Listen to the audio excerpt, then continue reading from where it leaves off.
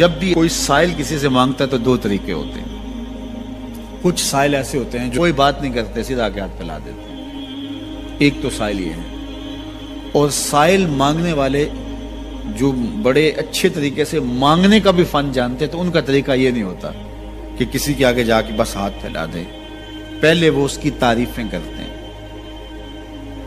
پھر جو ہے وہ اس کی رحم دلی کا ذکر کرتے ہیں، پھر اس کے مال و اسباب جو اس کو دیے گئے ہیں ان کے قصیدے پڑھتے ہیں، پھر اپنی وفاداری کا اظہار کرتے ہیں، پھر جھولی پھیلاتے ہیں.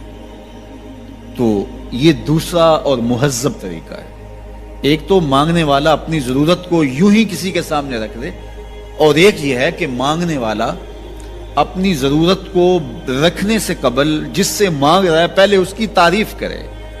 اب بندے اللہ سے ہدایت مانگنے کے لیے کھڑے ہوئے، پہلے تو وضو کیا، صاف ستھرے ہوئے، کانوں پہ ہاتھ لگائے، اس کے بعد ہاتھ باندھ کے ادب سے کھڑے ہو گئے، اور اب مانگنے لگے تو کیا بولے؟ الحمدللہ رب العالمین. وہ آتے ہیں نا مانگنے والے دروازے پہ تو کہتے ہیں دوبارہ وسدہ روے، فلاں ہو فلاں ہو، وہ تعریفیں کرنے لگ جاتے ہیں. تو یہ مرحلہ ہوتا ہے. ابھی اس نے سوال لب پہ نہیں لایا ہوتا تو گھر والا پہلے بچے کو کہتا ہے جا اتنے پیسے اس کو دے گیا. میاں وہ تو آپ کی تعریفیں کر رہا ہے، مانگ تھوڑا رہا ہے. وہ سمجھتا ہے جو تعریفیں کرنا شروع ہو گیا یہ مانگنے کے لیے تو کر رہا ہے. اللہ اکبر. تو جب بندہ الحمدللہ کہتا ہے رحمتیں اسی وقت برسنا شروع ہو جاتی ہیں. الرحمن الرحیم.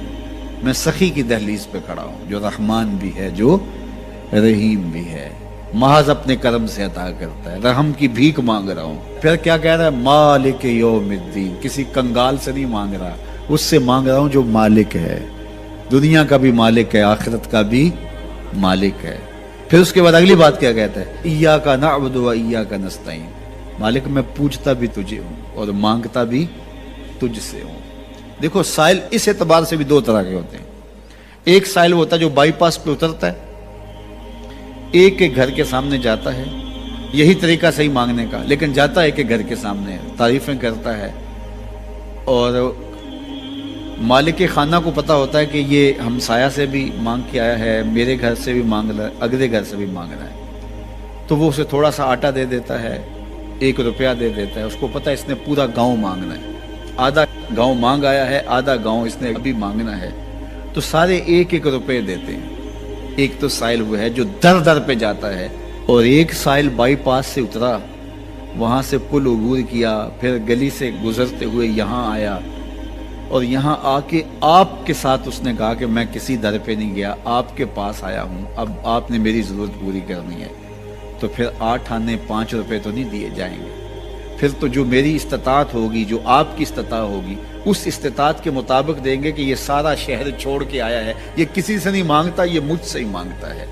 تو پھر آپ اس کی ضرورت پوری کریں گے. اگر آپ کے بس میں ہوا تو مانگنے والا کیا کہہ رہا ہے؟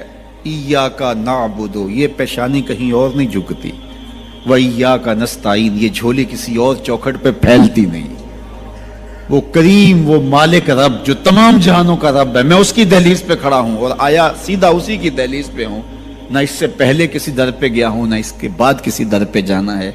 تو پھر مالک بھی کرم نوازیاں اور رحمتیں اس کی جھولی میں ڈال دیتا ہے. اب اتنی لمبی تمہید باندھنے کے باوجود مانگا کیا؟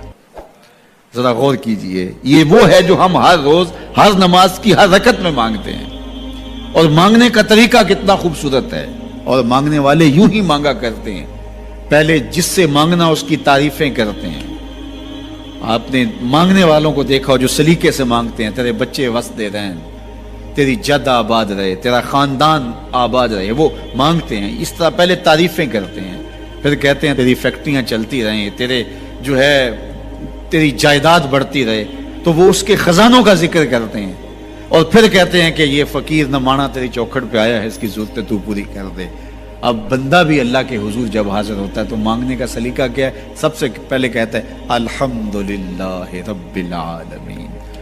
میں کسی کنگال کی چوکھٹ پہ نہیں آیا، تمام جہانوں کے پالن ہار کی چوکھٹ پہ آیا. اسی کی تعریفیں اختیاری بھی غیر اختیاری بھی، واسطے کے ساتھ بھی بلا واسطے کے ساتھ بھی. اسی کی خوبی ہیں، سارے اسی کے کمال ہیں، وصف سارے اسی کے ہیں. پھر اس کے بعد کہتا ہے الرحمن الرحیم، وہ رحمان بھی ہے وہ رحیم بھی ہے۔ پھر اس کے بعد کہتا ہے مالک یوم الدین، وہ دنیا کا ہی مالک نہیں، آخرت کا بھی مالک ہے، یوم حساب کا بھی مالک ہے۔ پھر اس کے بعد اپنی وفاداری جتلاتے ہوئے کہتا ہے ایاک نعبد و ایاک نستعین، مالک سارا جہاں بس رہا ہے، میں نے کسی سے نہیں مانگا، میں نے جھولی تیری چوکھٹ پہ پھیلائی ہے، میری پیشانی تیرے حضور جھکتی ہے، یہ پیشانی کسی اور کے حضور کبھی نہیں جھکی نہ جھکے گی۔ یہ سب عرض کرنے کے بعد پھر مانگتا کیا؟ اہدنا الصراط المستقیم، مالک مجھے سیدھی راہ پہ چلا دے۔ مسجد نبوی کا صحن تھا اور ایک شخص کونے میں بیٹھ کے دعا مانگ رہا ہے، ذرا اس کے دعا کے لفظ سنیے۔ اللہم انی اسألک بانک انت اللہ، اے اللہ میں تجھ سے اس لیے مانگتا ہوں کہ تو میرا اللہ جو ہے۔ ذرا غور کیجئے، میرے والد گرامی فرماتے تھے اگر بیٹا باپ سے کہے کہ ابا جی میں آپ سے اس لیے مانگ رہا ہوں کہ آپ میرے ابو جو ہیں، تو باپ کو اپنا وجود بیچ کے بھی دینا پڑا تو اس کی ڈیمانڈ پوری کرے گا، کہ اس نے لفظ ہی ایسا کہہ دیا کہ ابو میں آپ سے اس لیے مانگ رہا ہوں کہ آپ میرے ابو جو ہیں، تو میں نے آپ سے ہی مانگنا ہے۔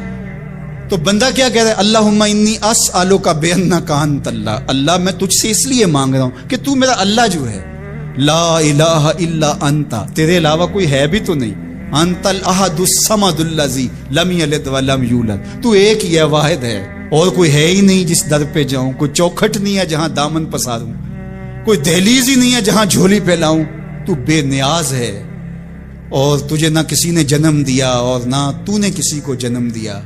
مالک میں تیرے حضور دعا کر رہا ہوں۔ یہ وہ دعا کر رہا تھا کہ میرے حضور نے سن لی۔ تو ایک صحابی کو فرمایا کہ یہ جو دعا کر رہا اب جو مانگے گا اللہ عطا کرے گا، اس نے مانگا ہی اس ڈھب سے ہے، اس ڈھب سے ہے۔ ایک دعا اور سن لیجئے جو سیدنا علی المرتضیٰ رضی اللہ تعالی عنہ رب سے مانگتے ہیں۔ اللہ اکبر، مجھے تو آج سارا دن اس دعا نے نحال کیے رکھا۔ یہ دعا مانگتے ہیں تو عجیب کیفیت ہوتی ہے۔ یا سریع الرضا اغفر لمن لا یملک الا الدعاء، اے جلدی راضی ہو جانے والے، چھیتی مان جانے والے، اغفر لمن لا یملک الا الدعاء، اسے معاف کر دے جس کے پاس دعا کے علاوہ سہارا ہی کوئی نہیں، جس کے پاس دعا کے علاوہ کچھ ہے ہی نہیں جو پیش کر سکے، التجا ہی کر سکتا ہے، ترلا ہی کر سکتا ہے، منت ہی کر سکتا ہے، منتوں اور ترلوں کے علاوہ جس کے پاس کچھ نہیں ہے، اے جلدی مان جانے والے اس کی مغفرت کر دے، اس کو بخش دے۔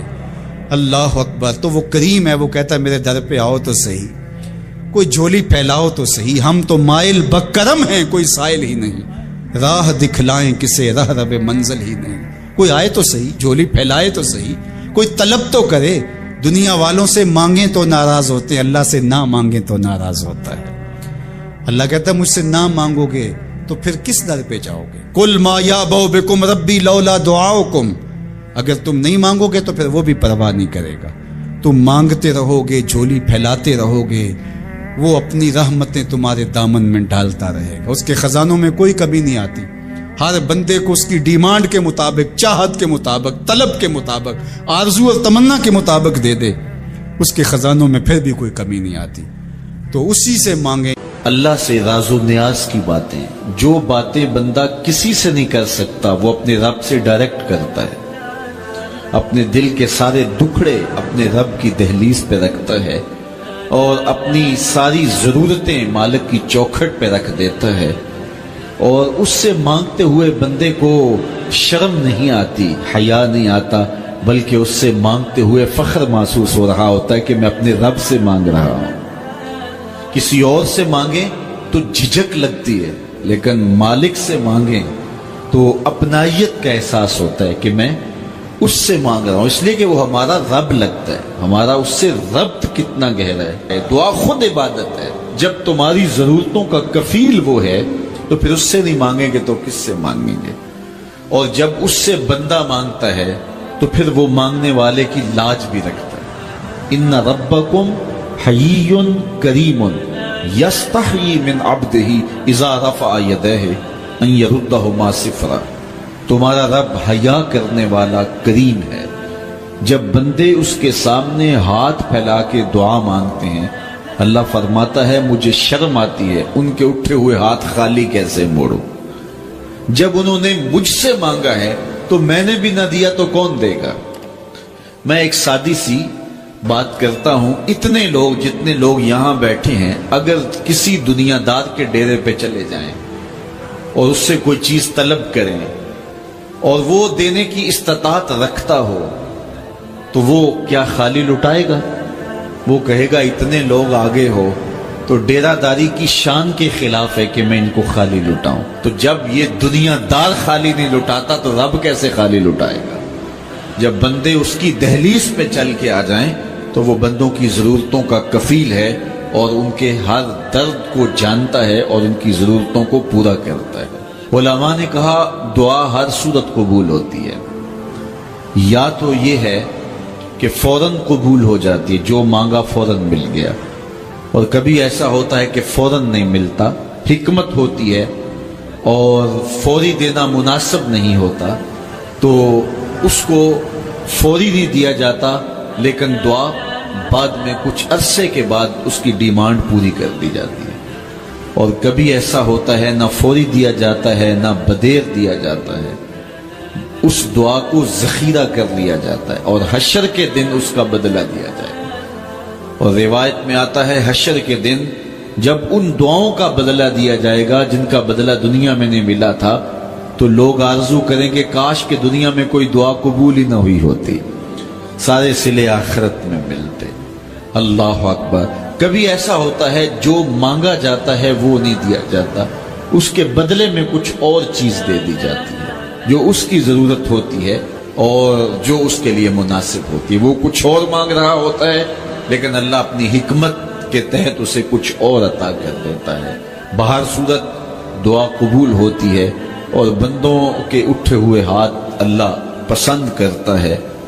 آج یہ بھی بحث چلتی ہے نہیں مانگنا چاہیے، فلاں وقت میں نہیں مانگنا چاہیے، تو وہ کہتا ہے مجھ سے مانگو جب بھی مانگو، میرا دست کرم تمہیں دینے پہ آمادہ ہے۔ اور اگر کوئی نہیں مانگتا تو فرمایا کل ما یابو بکم ربی لولا دعاؤکم، اے محبوب فرما دو اگر یہ نہیں مانگیں گے تو اللہ بھی پرواہ نہیں کرے گا۔ مانگنا تمہاری ضرورت ہے، اگر تم مانگتے رہو گے تمہاری جھولیاں بھرتا رہے گا، اور اگر تمہیں اسے نہیں پکارو گے تو وہ بھی تمہاری پرواہ نہیں کرے گا۔ تو اس کی حضور دعائیں مانگو، وہ تو کہتا ہے مجھ سے مانگو۔ اللہ اکبر۔ دنیا داروں سے مانگے تو ناراض ہوتے ہیں، اللہ سے نہ مانگے تو ناراض ہوتا ہے۔ وہ کہتا ہے سوالی بن کے میری چوکھٹ پہ، اور مجھے اچھا لگتا ہے کہ تم مجھ سے مانگو اور تم جھولیاں پھیلاؤ، اور نہ میں صرف تمہاری ضرورت کو پورا کروں گا بلکہ اپنی جناب سے تمہیں مزید رحمتوں سے بھی نوازوں گا۔ تمہارے اٹھے ہوئے ہاتھوں کی میں لاج رکھوں گا، تم طلب تو کر کے دیکھو۔ لازمی نہیں ہے کہ تمہیں مانگنے کا بڑا سلیقہ آتا ہو میں پھر دوں گا، شکستہ اور ٹوٹے پھوٹے لفظوں سے مانگو پھر بھی جھولی بھر دوں گا۔ وہ کریم ہے، اس سے مانگو تو صحیح، ہاتھ تو پھیلاؤ۔ جس زبان میں مانگنا آتا ہے مانگو، عربی میں مانگو، ہندی میں مانگو، سندھی میں مانگو، پنجابی میں مانگو، نظم میں مانگو، نثر میں مانگو، اقبال کے لہجے میں مانگو، رومی کی طرز پہ مانگو، سادی کے انداز میں مانگو۔ نہیں مانگنا آتا خالی ہاتھ پھیلا دو، وہ بند لبوں کی بولیاں بھی سنتا ہے۔ آؤ تو صحیح اس کی چوکھٹ پہ، جھولی تو پھیلاؤ۔ زلیخا بت کے آگے ہاتھ جوڑے کھڑی تھی، کیا کہتی تھی؟ یا صنمی یا صنمی، اے میرے بت مجھے بچھڑا ہوا یوسف ملا دے۔ اس کا اعتقاد تھا کہ یہ مجھے دیتا ہے، اور وہ ہاتھ جوڑے کھڑی تھی، لیکن وہ پتھر کا مادو بلا اس کی کیسے فریاد سنتا۔ لیکن وہ روزانہ کھڑی ہو جاتی تھی، دعائیں مانگتی تھی، یا صنمی اے میرے بت مجھے بچھڑا ہوا یوسف ملا دے۔ زندگی گزرتی گئی، لیل و نہار کروٹیں کھاتے گئے، عمر ڈھلنے لگی، چہرے پہ جھریاں ابھرنے لگی۔ وہ روزانہ سر شام ہاتھ جوڑتی اور بیٹھ جاتی، لیکن کوئی جواب نہ آتا۔ ایک دن رات کا پچھلا پہر تھا، یا صنمی کا وظیفہ چل رہا تھا، نیند کا جھٹکا آیا، زباں بل کھا کے کہا یا سمادی یا سمادی۔ آواز آئی جبریل جا یوسف کے گھوڑے کا رخ موڑ دے، بچھڑی ہوئی کو یوسف ملا دے۔ مالک اس نے تجھے تو نہیں پکارا، یہ تو بت کو پکار رہی ہے۔ وہ تو زباں بل کھا گئی اور یا صنمی کے بجائے یا سمادی کے لفظ آگے کہا جانتا ہوں، لیکن اتنا عرصہ ہوا بت کو پکارتے ہوئے اس نے کوئی جواب نہیں دیا۔ آج اس کے لبوں پہ میرا نام تو آیا ہے، جیسے بھی آیا ہے، اگر میں نے بھی نہ دیا میرے اور بت میں فرق کیا ہوا؟ جا بچھڑی کو یوسف ملا دے، کوئی مانگے تو صحیح۔ کوئی ہاتھ تو پھیلائے. ہم تو مائل بکرم ہیں کوئی سائل ہی نہیں. ہم تو مائل بکرم ہیں کوئی سائل ہی نہیں. راہ دکھلائیں کسے راہ رب منزل ہی نہیں. جلوائے طور تو موجود ہے کوئی موسیٰ ہی نہیں. کوئی ہاتھ تو پھیلائے, کوئی جھولی تو پھیلائے, کوئی مانگے تو صحیح. دنیا والوں سے مانگے تو ناراض ہوتے ہیں, اللہ سے نہ مانگے تو ناراض ہوتے ہیں. دنیا والوں سے مانگنا ہو تو وقت دیکھنا پڑتا ہے. اب تو صاحب سو رہے ہوں گے, اب تو ناشتے کا وقت ہے, اب تو دفتر کی مصروفیت کا وقت ہے, فراغت کے لمحے ہوں گے تو بات کریں گے. تو کسی دنیا دار سے بات کرنا ہوتا ہے تو وقت دیکھنا پڑتا ہے. لیکن رب سے جب مرضی بات کرو در رحمت کھلا ہوا پاؤ گے. لا تاخذہ سنۃ ولا نوم, نیند کیا اسے اونگ بھی نہیں آتی. جب بھی مانگو گے دستے کرم کشادہ پاؤ گے. جب بندے اس کے سامنے ہاتھ پھیلا کے مانگتے ہیں, اللہ فرماتا ہے مجھے شرم آتی ہے ان کے اٹھے ہوئے ہاتھ خالی کیسے موڑ دوں. تو ہم بھی اللہ کے حضور دعائیں کرتے ہیں. اگر کسی کو وہاں جانا نصیب ہو تو وہ تو قبولیت کے بہترین لمحے ہیں, اور اگر نصیب نہیں بھی ہوتا تو 9 ذی الحج کو ہم یہیں کھڑے ہو کے کہتے ہیں مالک وہاں تو آ نہیں سکے, یہاں تو کھڑے ہیں, میرے مالک تو کرم فرما دے اور ہمارے صغائر کبائر سارے معاف فرما دے. تو 9 ذی الحج کا روزہ بھی رکھا جائے اور اللہ کے حضور دعائیں بھی مانگی جائیں. آپ جہاں بھی ہوں گے قبولیت ہوگی, اور اللہ قبولیت کو مزید 4 چاند لگانے کے لیے کسی دن اپنی چوکھٹ پہ بلا بھی لے گا. وہ کیا کسی نے کہا تھا کہ کام آخر جذبہ بے اختیار آ ہی گیا, کام آخر جذبہ بے اختیار آ ہی گیا, دل کچھ اس صورت سے تڑپا ان کو پیار آ ہی گیا. تو ایک دن اللہ ہمیں اس سعادت کے لیے اپنی چوکھٹ پہ بھی بلائے گا. اللہ آپ سب کو بار بار حج بیت اللہ کی سعادت. آج کے زمانے میں یہ بھی کہا جاتا ہے کہ ہم نہیں مانگتے. تو اگر کوئی شخص نہیں مانگتا تو اللہ کو اس کی پرواہ بھی نہیں, یہ ضرورت ہماری ہے. فرمایا کل ما یعبأ بکم ربی لولا دعاؤکم, اے محبوب فرما دو تم نہیں پکارو گے تو اسے بھی پرواہ نہیں ہے. ضرورت تمہاری ہے, مانگنا تم نے ہے. تو جب تم نہیں مانگو گے, متکبر ہوتے ہو, اس سے مانگنے سے بھی تمہیں حیا آتی ہے, تو پھر وہ بھی پرواہ نہیں کرے گا. لیکن اگر تم مانگتے رہو گے تو وہ تمہاری جھولیاں بھرتا رہے گا, اور اس سے جب بھی مانگو اس کا در رحمت کھلا ہوا پاؤ گے. جس بھی لہجے میں مانگو وہ دینے پہ آمادہ ہوگا. دنیا والوں سے مانگنا ہوتا ہے تو دیکھنا پڑتا ہے کہ کس وقت مانگیں, موڈ کس وقت درست ہوگا. لیکن اللہ سے جب بھی مانگیں, صبح کو مانگیں, شام کو مانگیں, دوپہر کو مانگیں, پچھلے پہر دامن پھیلا کے بیٹھ جائیں. پھر دنیا داروں سے مانگنا ہو تو ان کی زبان میں مانگنا پڑتا ہے. اللہ سے اردو میں مانگیں, عربی میں مانگیں, ہندی میں مانگیں, سندھی میں مانگیں, نظم میں مانگیں, نثر میں مانگیں, اقبال کے لہجے میں مانگیں, سعدی کے انداز میں مانگیں, رومی کی طرز پہ مانگیں. نہیں مانگنا آتا خالی ہاتھ پھیلا دیں, وہ بند لبوں کی بولیاں بھی سنتا ہے. مانگے تو صحیح, دستے طلب تو دراز کریں, وہ کریم ہے. جب اس کے سامنے بندے ہاتھ پھیلا کے دعا مانگتے ہیں وہ خالی نہیں موڑتا. ان ربکم حیی کریم یستحیی من عبدہ اذا رفع یدیہ الیہ ان یردہما صفرا. تمہارا رب حیا کرنے والا, زندہ, سخی اور کریم ہے. کہا بندے جب اس کے سامنے ہاتھ پھیلا کے دعا مانگتے ہیں تو مجھے شرم آتی ہے, میں خالی ہاتھ کیسے موڑ دوں. جب انہوں نے مانگا ہی مجھ سے ہے تو میں نے بھی نہ دیا تو پھر کس در پہ جائیں گے. میں آپ سے کہتا ہوں جتنے لوگ آپ بیٹھے ہوئے ہیں, اتنے لوگ اٹھ کے کسی دنیا دار کے ڈیرے پہ چلے جائیں اور اس سے ایسی چیز مانگے جس کو دینا اس کے بس میں ہو, تو مجھے بتائیے وہ آپ کو خالی موڑ دے گا؟ وہ کہے گا ڈیرہ داری کی شان کے خلاف ہے کہ اتنے لوگ میرے دروازے پہ آ گئے ہیں اور میں ان کو خالی موڑ دوں.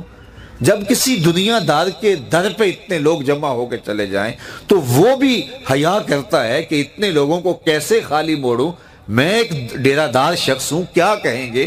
اسے حیا آتی ہے اتنے لوگوں کو خالی موڑتے ہوئے. تو رب کی دہلیز پہ ہاتھ پھیلا کے جب مانگیں گے تو رب خالی موڑ دے گا. کہا وہ اسے حیا یستحیی من عبدہ اذا رفع یدیہ الیہ ان یردہما صفرا. جب تم ہاتھ پھیلا کے اس سے مانگتے ہو, اللہ فرماتا ہے مجھے شرم آتی ہے, مجھے حیا آتی ہے کہ تمہارے اٹھے ہوئے ہاتھوں کو خالی موڑ دوں. اس لیے کہ اگر میں بھی نہ دیا تو کس در پہ جاؤ گے, کس چوکھٹ پہ جاؤ گے؟ تو اس سے تو مانگو. اپنے لیے بھی مانگو، اپنوں کے لیے بھی مانگو، بیگانوں کے لیے بھی مانگو، شام سپیرے دوپہر مانگو، مانگ لیا ہے پھر مانگو۔ دنیا داروں سے ایک دفعہ مانگ لیا جائے تو پھر دوسری مرتبہ مانگتے ہوئے ہم وقفہ ڈالتے ہیں، یار یہ ادھار بھی مانگا ہو تو کہتے ہیں یار اب کچھ سال کے بعد کہیں گے، وہ کہیں گے روز ہی یہ مانگ لیتا ہے، اس کی ضرورتیں پوری نہیں ہوتی۔ لیکن اللہ سے مانگا، ابھی کھڑے تھے اہدنا الصراط المستقیم، اللہ سیدھی راہوں پہ گامزن رکھنا، یہ مانگ رہے تھے ہاتھ باندھ کے۔ پھر تشہد میں بیٹھے تو پھر مانگنے بیٹھ کے ربنا اغفر لی ولوالدی وللمؤمنین یوم یقوم الحساب، مجھے بھی بخش دے، میرے ماں باپ کی بھی مغفرت کر دے، قیامت تک آنے والے اہل ایمان کی مغفرت کر دے۔ سلام پھیرا تو پھر ہاتھ پھیلا کے بیٹھ کے ربنا آتنا فی الدنیا حسنۃ وفی الآخرۃ حسنۃ، بار بار مانگے، 100 بار مانگے، وہ کبھی نہیں کہتا اس کا در رحمت کھلا ہوا پاؤ گے۔ ہمارے صوفیہ فرماتے ہیں جب کوئی شخص ایک مرتبہ اللہ کہتا ہے، اللہ اس کی طرف نظر رحمت سے دیکھتا ہے، اس کے گناہ جل کے راکھ ہو جاتے ہیں۔ اس کے ذکر کی لذت، اس کے ذکر کی چاشنی سے اپنے من کی آبادی کا سامان کیجیے۔ آج ایک آنسو، صرف ایک آنسو، جس سے پوری آنکھ نہیں بلکہ پلکوں کے بالوں میں سے ایک بال کی جڑ بھیگ گئی خوف خدا کی وجہ سے، کل قیامت کے دن وہ بال کھڑا ہو جائے گا، مالک یا مجھے نکال لے یا اسے جنت عطا کر دے۔ اللہ اکبر، گناہگار کی آنکھ سے بہا ہوا آنسو کا ایک قطرہ جہنم کی آگ کو سرد کر دیتا ہے۔ آج توبہ کا دروازہ کھلا ہے، رحمت کا در کشادہ ہے، اس کی رحمتیں آواز دے رہی ہیں، یا ایھا الانسان ما غرک بربک الکریم، اے انسان پلٹ کے آ جاتے ہیں، رب بڑا ہی کریم ہے۔ مجھے بتائیے کوئی یوں بھی آواز دیتا ہے؟ مالک کی رحمت آواز ہے، یا ایھا الانسان ما غرک بربک الکریم۔ کیوں مغرور پھرتا ہے؟ کیوں مغرور تکبر سے بھرا ہوا پھرتا ہے؟ کیوں مسجد کے قریب سے نظریں چرا کے گزر جاتا ہے؟ پنج گانا صدائے دل نواز اذان کی آتی ہے، حی علی الصلاح حی علی الفلاح، کیوں آنکھیں اور کان بند کر لیتا ہے؟ آجا پلٹ کے اس کی رحمت پہ، آجا۔ ما غرک بربک الکریم، وہ کریم ہے، 70 ماؤں سے زیادہ پیار کرتا۔ آجا، کل تو آنا ہی آنا ہے، پھر جو کفن میں منہ چھپا کے آتا پھر اچھا نہیں ہے کہ جو ہے وہ آج کھلے منہ آجا، پھر جو لوگ اٹھا کے لائیں گے میرے در پہ، اچھا نہیں ہے کہ اپنے قدموں سے چل کے آجا۔ ما غرک بربک الکریم، مجھے بتائیے ایسا بھی کوئی پیار دیتا ہے؟ یہ کس کو آواز دی جا رہی؟ جو بھاگا ہوا، جو مالک کی دہلیز چھوڑ کے جا رہا ہے، سرکش، متمرد، باغی، اس کو آواز دی جا رہی ہے، آجا پلٹ کے، میری رحمتیں تجھے باہوں میں سمیٹ لیں گی، آجا میرے بندے۔ اللہ اکبر، ساری دنیا کا شہد نچوڑ دو، اتنی مٹھاس نہ ہو جتنی لفظوں کے اندر رکھی ہے۔ اور ذرا لفظوں کا جمال دیکھیے، ما غرک بربک الکریم، او بھاگنے والے آجا، تو نے کسی غیر کے پاس نہیں آنا، جس کے پاس آنا ہے وہ تیرا رب لگتا ہے۔ اللہ اکبر، پھر کہا الکریم، رب بھی کریم، پھر آگے فرمایا الذی خلقک کا، وہ رب جس نے تجھے پیدا کیا۔ دیکھ تیرا اس کا رشتہ کتنا گوڑا ہے، وہ تیرا خالق لگتا ہے۔ ماں بندے بچے سے کتنا پیار کرتی ہے، اللہ اکبر، اس کے پیار کو کسی ترازو پہ تولا جا سکتا ہے؟ کہتے ہیں سمندر کی پاتال تک تو شاید کوئی پہنچ گیا ہو، لیکن ماں کے پیار کا کنارہ آج تک کسی کو نہیں ملا۔ ماں جب بولتی ہے تو اس کے لہجے میں جبریل بولتا ہے، ماں جب مسکراتی ہے تو لگتا ہے جنت کی ساری کلیاں کے لٹی۔ اللہ نے اس کے سینے کے اندر درد محبت کا وہ جہاں آباد کر دیا ہے۔ ماں تو پھر ماں ہی ہوتی ہے۔ ایک شاعر ہوا تابش، اس نے ماں کے پیار کا کیا نقشہ کھینچا، مدت ہوئی میری ماں نہیں سوئی تابش، میں نے ایک بار کہا تھا مجھے ڈر لگتا ہے، ایک بار میں نے کہا تھا امی مجھے رات کو ڈر لگتا ہے، میری ماں آج تک اسی خیال میں رہتی ہے میرے لال کو کہیں ڈر نہ لگ رہا۔ اولاد کے لیے ماں کے سینے کی تڑپتی ممتا، محبتوں کا آباد جہان، ماں پھر ماں ہی ہوتی ہے، ماں کی پھر ممتا ہی عجیب کائنات ہے، اور وہ بیٹے کے لیے دکھ جھیل لیتی ہے، اولاد کی تربیت کے لیے، تعلیم کے لیے، پیٹ پالنے کے لیے اپنا پیٹ کاٹ لیتی ہے۔ کسی کے گھر کے برتن مانجنے پڑیں تو ماں اس سے بھی گریز نہیں کرتی، کسی کے گھر کے گندے کپڑے دھونے پڑے تو اولاد کے لیے ماں یہ بھی گوارا کر لیتی ہے، لوگوں کے گھروں کی غلامیاں قبول کر لیتی ہے۔ شہر میں آ کر پڑھنے والوں بھول گئے ہو کس کی ماں نے کتنا زیور بیچا ہے، مائیں اولادوں کے لیے کن کن مراحل سے گزرتی ہیں، ماں کو اپنی اولاد سے اتنی محبت کیوں ہے؟ تو آپ سب کا ایک جواب ہوگا، اور وہ یہ کہ ماں نے اولاد کو جنم دیا۔ میرے بس ایک جملے کو سن لے اور اس پہ تقریر اور گفتگو ختم بھی کر دوں تو میرا آنا با مقصد ہوا۔ ماں اتنا پیار اولاد سے اس لیے کرتی ہے کہ ماں نے اولاد کو جنم دیا ہے۔ یار جس نے جنم دیا ہے وہ اتنا پیار کرتی ہے۔ ارشاد فرمایا جو اللہ سے ڈرے اللہ اس کے لیے راستے کھول دیتا ہے، اور اللہ اس کو وہاں سے دیتا ہے جہاں سے اسے گمان بھی نہیں ہوتا۔ وَمَن يَتَوَكَّلْ عَلَى اللَّهِ فَهُوَ حَسْبُهُ، اور جو اللہ پر بھروسہ کرے اللہ اس کے لیے کافی ہو جاتا ہے، اس کی ضروریات کا وہ خود کفیل ہوتا ہے، اور اس کے کام اس کے ذمہ کرم پہ ہوتے ہیں، تو ہو کے دیکھے اس کا۔ تو جو اللہ سے ڈرے اللہ اس کے لیے راستے بناتا ہے۔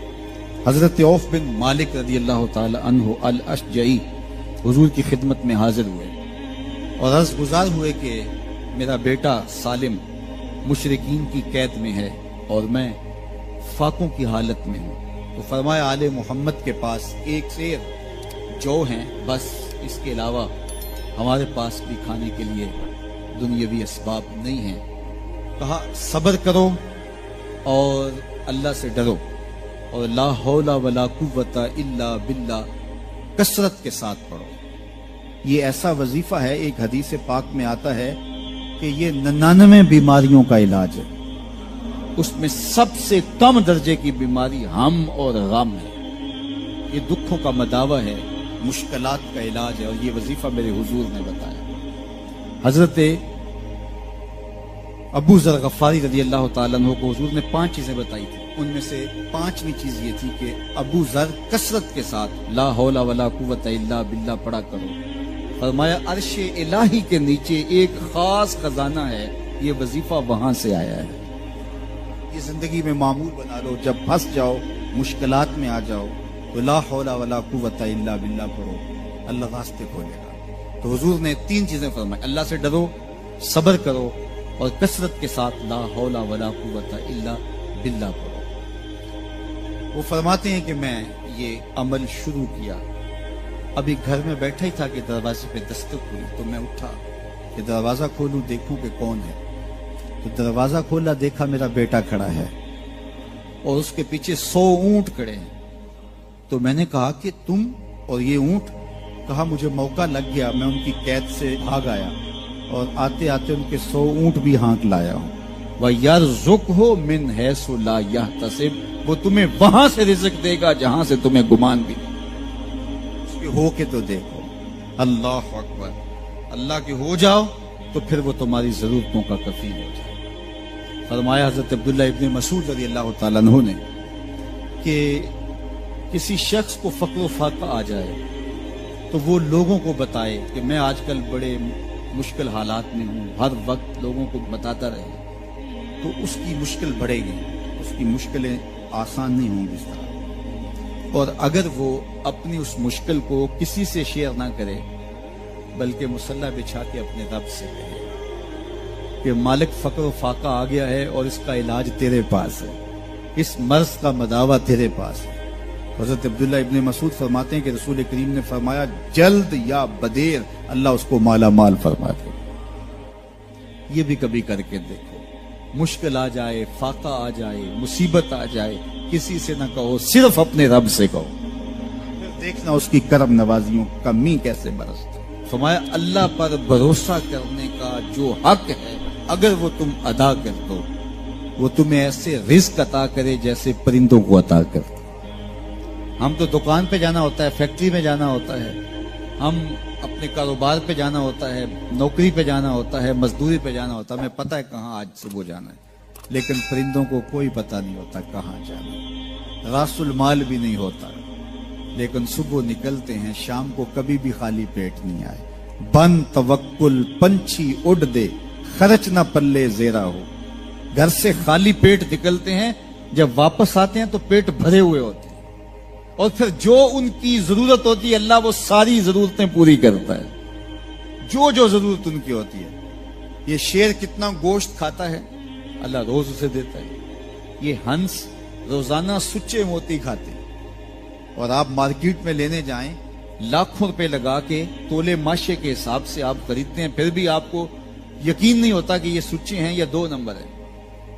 اور ہنس دنیا پہ کروڑوں جانور پائے جاتے ہیں، روز کھاتے ہیں، صبح بھی، شام بھی، دوپہر بھی، پیٹ بھر کے کھاتے ہیں، اللہ روز انہیں عطا کرے۔ کہا اس پہ بھروسہ تو کر کے دیکھو، وہ تمہاری ضرورتوں کا کفیل ہوگا۔ اس پہ بھروسہ کرو گے وہ تمہیں وہاں سے دے گا جہاں تجھے گمان بھی نہیں۔ نبی سلام علیکہ